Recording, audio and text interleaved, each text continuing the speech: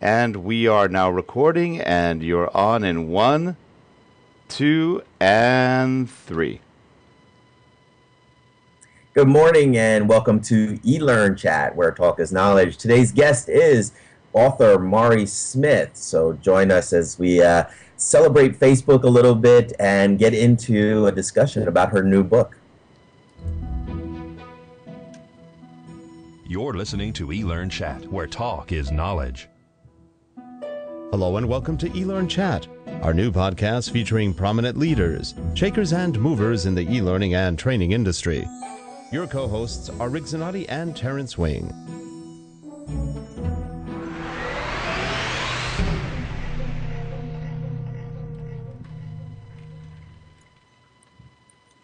And good morning, everyone. This is eLearnChat, episode number 34, or 5, or one of those. Keep losing track of the episode number.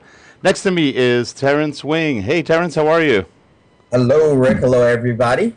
Terrence is at an undisclosed location in Las Vegas in some sort of covert mission. Not so undisclosed. I'm at the Cosmopolitan Hotel in Vegas at Jive World Conference. So that's why I see in the comment box some people are saying I'm coming in very fuzzy. And that's one of the reasons why I'm coming in fuzzy, is that I'm on hotel bandwidth. And today we've got a really special guest, Mari Smith. We do. We have Mari Smith joining us, and if you know Facebook, you know Mari Smith. She is definitely, some people call her the queen of Facebook, and if you follow her, you'll know why. She's a passionate social media leader, specializing in relationship marketing and Facebook mastery. She's also the co-author of Facebook Marketing, an Hour a Day, and she has a new book coming out called The New Relationship Marketing. I am very eager to read that one, Mari. So without further ado, let's welcome Mari to the show. Hi, Mari. Greetings. Good to be here. Thanks so much for having me. Thanks for joining us. Well, you know, I find that I never do bios justice because there's just so much more to the person than a quick 5-second blip about them. So could you tell us a little bit about yourself and what led you to this social media path? Sure. Yeah. So I joke about being an overnight success, 10 years in the making. So maybe some people can relate to that. But over the years, I just have always followed my heart, my passions.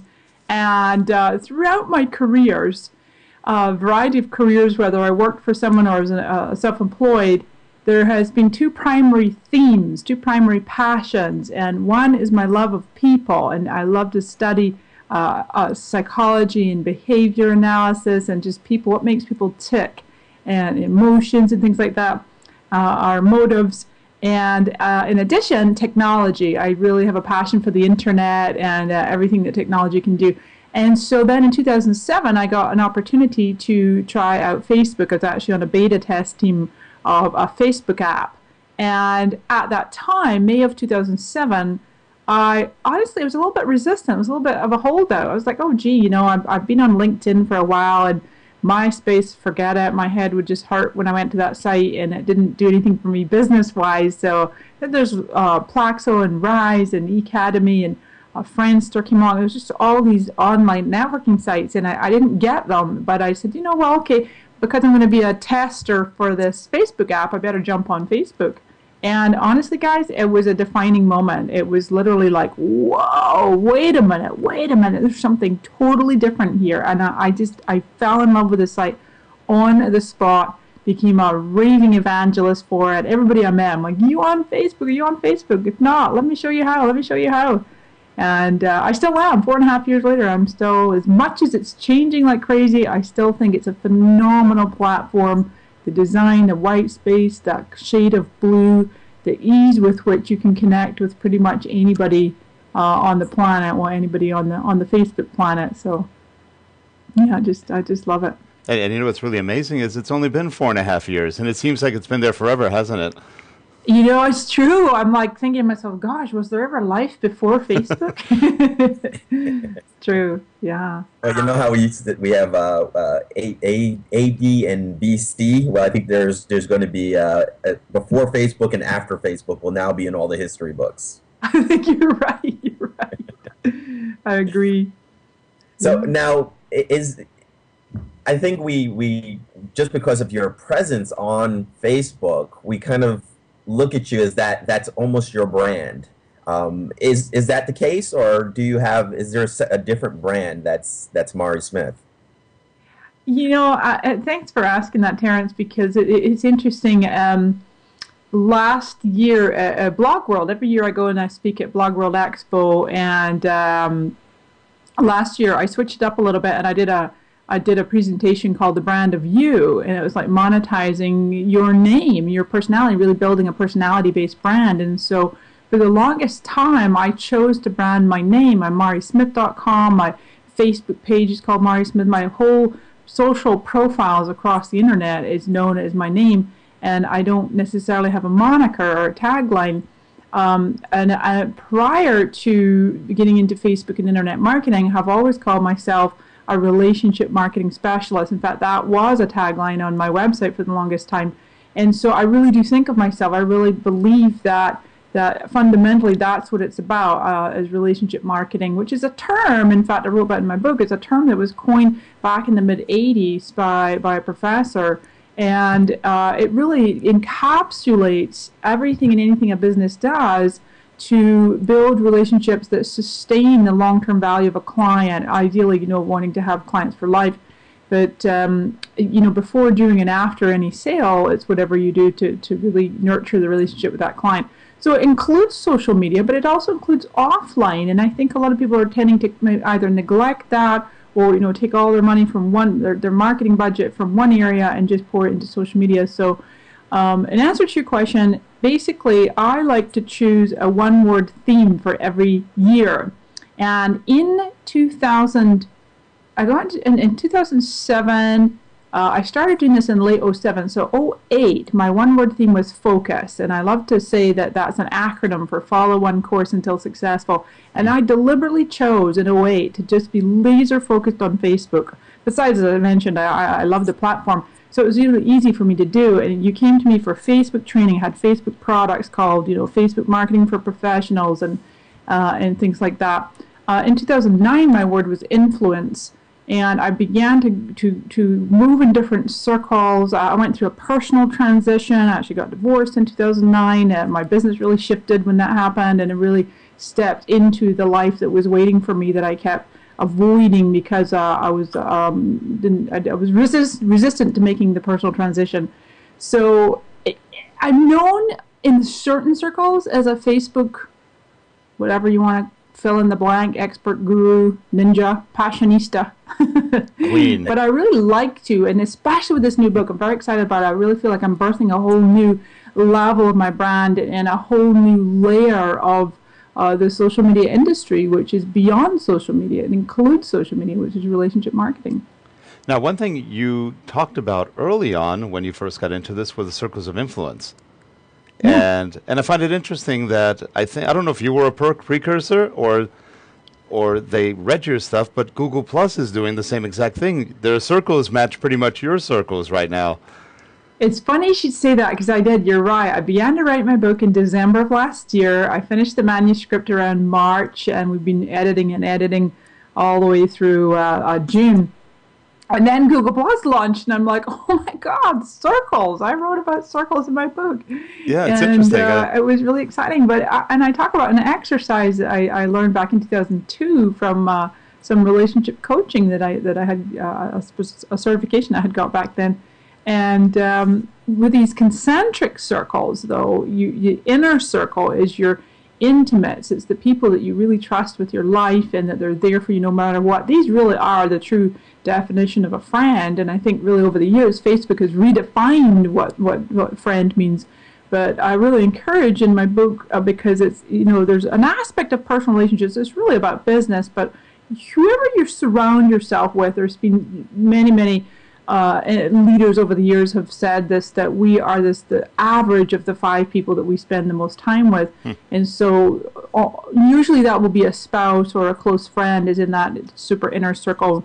And there's been studies too that in America that very few people have more than maybe two people that are in that intimate circle. I Then you got your friends, and then I got my key contacts and acquaintances and people at large, the community at large. The circle I want to really encourage people to focus on is what I call key contacts, or my term is golden Rolodex. And it's like, who in the world, given that we have these social technologies at our fingertips, who in the world would you love to be in relationship with? Who would you like to share the stage with, to have as an ideal client, to have as a mentor or a friend, or to have someone, to have them on speed dial on your phone, and to be able to a mastermind with them. So I truly believe that whoever you want to connect with on the planet is available to you. It's not so much 6 degrees as of separation. It's 1 or 2 degrees, and by intent, by deliberate action, by identifying who these people are, you can absolutely make it happen. I mean, Richard Branson was one of my golden Rolodex. Not that I have him on speed dial, but I did get to meet him several times, in fact, and have dinner. Not just he and I, there was a group of people there, but I had my photo taken with him and got to hear him speak a couple of times, and that just was the high. I was in 2009. That was a highlight of my year, I must say. That's great, and it's hard to really speed dial him because he's flying somewhere usually, or doing something exciting. So, yeah, I like your comment about we're kind of the average or sum of our 5 most influential people. That really makes a lot of sense. Yeah, it is, and it's important. Joe Vitale said that. I think maybe Brian Tracy. A lot of motivational leaders have said that. So often, and I've known that like over the years, many decades, I've been aware of that, and sometimes it can be challenging to look around in your physical world and go, wow, okay, who is influencing me? And this was a really big year for me in 2009 when I chose that word influence. And I would ask myself, my mantra for that whole year was, who and what am I allowing to influence me? And then some people encouraged me to turn it around and look to see who I was influencing as well, and seeing like how I was growing my influence. And it's interesting because influence is such a buzzword, if you will, in the social media world. And you have sites like Clout measuring your influence score and things like that. And at Fast Company in 2010, they did a project called the Influence Project, and there was some positive and negative press around that. It was basically how many people you got to click on a link, then that measured your influence. But I ended up coming up real high. I came like number 13 out of 30,000, and I worked the system. They showed us how to use it, and I used it, and it was fun. But back dialing it back home, this whole concept of looking to see if someone is negatively influencing you, you have 2 choices. You either spend less time with them or no time, or you help them to grow. You help them to emerge from within the better them, the better self that they could be. There's a great quote, spacing who it was, maybe Ralph Waldo Emerson, that if you treat someone as they are, they'll stay as they are. But if you see and treat them as who you think they can become, they do literally start to change before your eyes. So it's really quite exciting. And you've titled the book "The New Relationship Marketing," but as I'm kind of reading some of the information on it, it seems like the word marketing, we think of that as more business to consumer type of a relationship. But it seems like you're talking about more than just that. You're talking about the connections that we have with, the businesses in our life, the products in our life, the people in our life, and what are your thoughts on that? Am I off base on where your book is going, or is that? Yeah. Well, it's definitely a business book. It's a business book and a marketing book, and I wrote it specifically for those business owners, entrepreneurs, and executives, and those that work for, or social media managers, people who work for a company where there's some resistance or fear, there's some blocks. There's a whole chapter in the beginning before I get to the 9 steps. There's a chapter dedicated to how to overcome your perfectly normal fears. And some of those fears are around exposure, around having to live in a glass house, which you don't. You get to choose what goes online. Around it being all-consuming. A lot of people just have complete resistance to even getting started in any way, shape, or form, or they totally outsource and delegate, and they won't personally get involved with responding to their own Facebook or messages or tweets or whatever, because they think it's going to just become this all-consuming, 24/7 time sink. Again, it doesn't have to be, and I talk about systems of how to overcome that.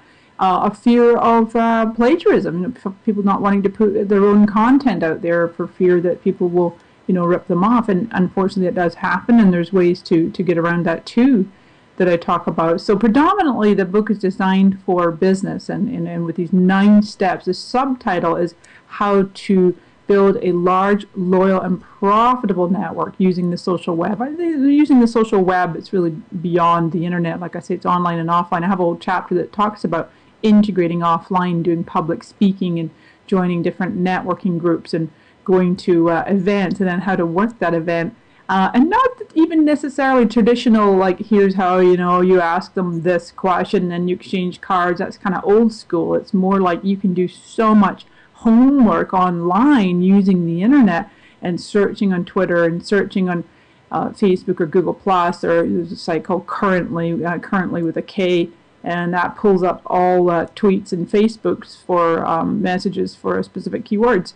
So so it's designed for business, but it does expand beyond. And there's what I really enjoyed about writing the book, even though it was a labor of love, and those of you who are published authors can relate, is that I was able to weave a few universal truths, spiritual principles throughout. And I honestly believe, Terence, that my spiritual teacher, a lady called Esperanza, the founder of the Soul Institute, she has this wonderful quote, which I just really like to live my life by, and that is that the most important relationship in the world is the one you have with yourself, because everything and everyone is a reflection of that. Like how you see yourself is how you see the world. So as you're, if you are good to yourself, and you put yourself first, and your self-care, and you just believe that you deserve abundance, and that you are able to, run your own business, or if you're working for someone that you want to have success,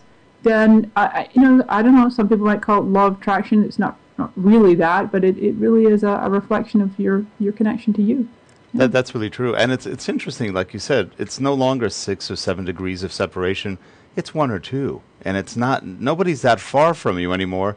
If you look at LinkedIn, if you look at Facebook, if you look at the new Google Plus, everybody's not that far from each other. And it's amazing, people aren't a lot of people are afraid of meeting people that they think are really high up there. And it's true. It's really fear. It's funny, they're afraid on Facebook, they're afraid on whatever platform they're on, that, I can't talk to that person. I mean, for example, we're not a large company, but we've gone into some of the biggest corporations in the world, and people say, how do you do it? And it's just work. We're not afraid of them being bigger, and I've talked to a lot of small firms who go, no, you can't go into a company. Why not? It's there for the taking if you want it. Rick, you're speaking my language. Thank you so much. Here's the thing: people talk about B2B and B2C. Everybody's familiar with that, business to business, business to consumer, and I really like to replace both those acronyms with P2P, people to people, because even if you're serving a business, you're not dealing with a logo or a building or a corporation or a piece of paper. You're dealing with human beings. It really is people and people. And so another principle that I learned from my spiritual teacher is to treat everyone like equals. And that's exactly what you're talking about and embodying, is that by knowing that you have gifts to offer, you have service, you have talents that are valuable, why would you eliminate yourself from a certain range? It's like, okay, I can only serve, people if they're this level, but if they're, way high up there, forget it. I can't serve them. And a lot of people will take themselves out because of that. And I think it's important to know that you're enough. Oprah talks about this on her last show. She's like, the very mere fact that you're on this planet, you matter, and you're enough, and you have gifts to bring to this planet. And it's important to step up and manifest those. I always say this, and I'm going to put myself way out there on a limb, and that's okay, because we're being bold this morning, and that's that I truly believe that God, or whatever your belief is, you can call it what you wish, universal spirit, great spirit, that he or she did not put a dream in your heart that you can't manifest. And so if you have this tugging, this longing to be someone or be something, or maybe you work for someone, you want to run your own business, it's like, really follow your heart, get help, take action, and go out there. And because social media, I mean, you could build your own platform. The playing field is level. Build your Twitter, build your Facebook, build up a presence, and get known for something, and be a trusted go-to expert. What are some of your suggestions on doing just that, on building that loyal network that you can tap into as a resource to help you build your business, or even to help you sell your products? Sure. Yeah. Well, it's interesting because when I was coming up with the subtitle of the book, and I was like, okay, large and loyal. Yeah, that's easy. I can teach them how to build large over time. You focus on quality and the quantity comes. So large over time is important. We're not going for numbers right off the bat. Loyal, absolutely. I was like, well, it has to also be profitable, because you could have a large loyal following and you're all buddies, you're friends. You just like, okay, you get to the end of the day and you've got more friends. But we're in business here, and you have to be strategic, and you have to think ROI. What is the return on my investment here? Investment of resources and both money and time. And so I talk about a 4-part formula. I think it would be really, really helpful for people to know. And the first part is a quality network, or quality community, you could call it. And that's where you're deliberately going and proactively building your social profiles. You're looking for more people to follow on Twitter. I don't use the automated systems. There are them out there where you can automatically build your account. I tend to do mine manually, which is where I'm, for example, looking for hashtags. I frequently look for hashtags of people who are attending events, either online or offline. Those would be my demographic, people that like to invest in growth and personal development, professional development. Twello, the yellow pages of Twitter. I love that site for identifying specific people to follow. Facebook is a little bit trickier. Obviously, you can build your friends a little more proactively than fans, but you can do ads or sponsored stories, or just by consistently getting out there and engaging with people. So quality network followed by quality content, and it's really a combination of good content and good engagement, good connection, conversations. The third one is consistency, and I think that's where a lot of people fall down, is they try social media for so long, they get out there and they do so much, and then they're like, oh, this isn't really working for me, and they haven't tweeted in 10 days or even a couple of months or something. So consistency is crucial, because even if you put one tweet a day, then you'll be seen as someone who's reliable, dependable, and you go, okay, well, one tweet a day, good, one Facebook post a day, and then the fourth one is caring. That's genuine, passionate caring. You care to a fault. You're willing to give with no agenda, and that starts to come across, that people realize that you're there to add value and to support. And not with this agenda of, okay, I'm going to move in for the sale now. I call it like building your social equity. As you're helping people on Twitter, Facebook, Google+, wherever your preferred sites are, and taking a finite amount of time. It could be a half hour a day, 15 in the morning, 15 in the evening, if that would work for you, and looking for conversations to join, initiating conversations, helping people, answering questions during that time, posting valuable content. You can get it down to as tight as that. What's going to happen is people begin to see you as someone who has a voice and has valuable information to offer, and you'll start to expand and grow your results from there, and you'll want to do more. That's why I usually find people are like, oh my God, this stuff's working. I'm going to go up to like an hour a day. So Mari, that's a really good point too, because not only I see it all the time with people who get into Facebook or Twitter, more in Twitter, I guess, initially, because it's easier to get into it and establish a presence. They go in just doing marketing, and nobody cares. And they can't figure out why nobody follows them, why nobody cares what they're saying. It's because, and they give nothing back at all, in terms of there's no value added to even knowing that person. And they usually leave in a short time. They just don't get the fact that you actually can give something.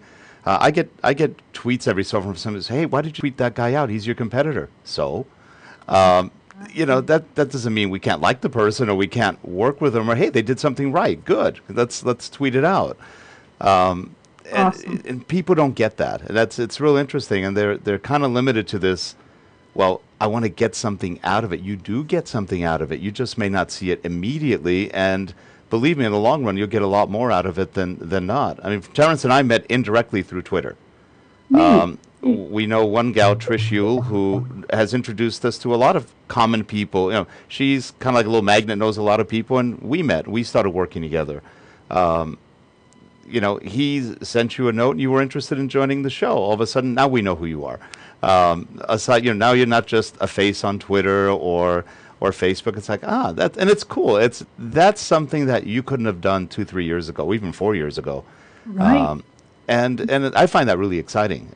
People from all over the world, from everywhere, getting together in one way or another. And I have a theory that one day maybe that will trump all politicians, and we may all be better off for it. Great theory. Yeah.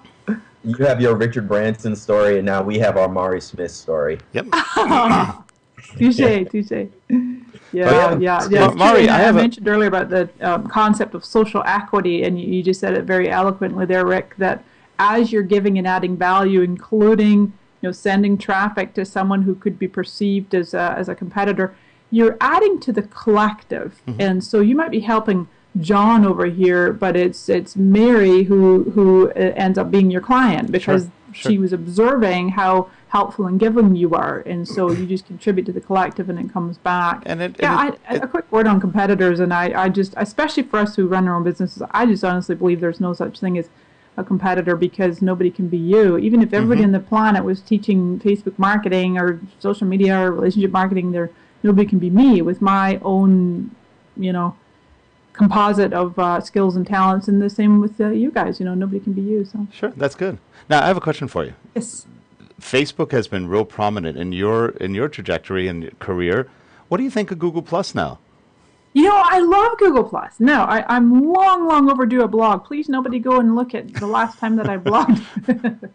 I was like early August. I can't believe now it's been 2 months. Where did August and September go? I have no idea. It's been a very, very busy 2 months, leading programs and webinars, and so I got to get myself more systemized with my blog. But my last blog post on August 6th is absolutely raving about Google+. And in fact, I make a statement in that blog post that I believe at some point in the future, it could take a long time, I don't mention this in the blog post, but I think it could be as much as 5 years, that Google+ has the potential to, at some point, be larger in user base than Facebook, because they own search and because they have such a massive database already of people that use all their other Google products.